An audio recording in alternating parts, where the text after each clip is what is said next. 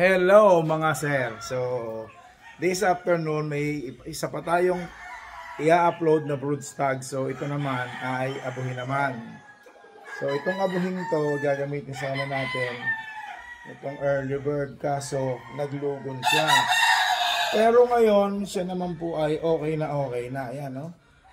Ang laki po ng katawan, ang laki ng buto. So, early bird po ito. Pwede nyo na po itong isala ngayon. So, napakaganda at magaling po ito. Halos lahat po ng abuhin dito mga ayos. Pero ito po ay isa pong breeder talaga.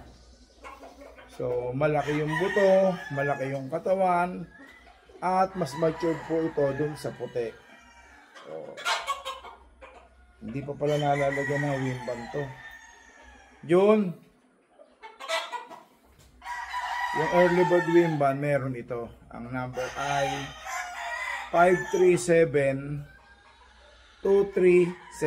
So, yun po yung wimban number.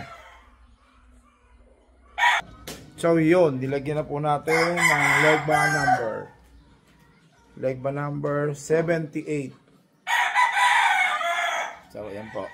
78 ang legba number.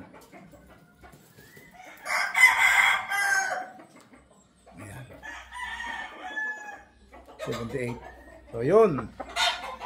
So, sir, ayan. Upload ko na yung request mo. Isang abuhin at isang puti. O, ayan po.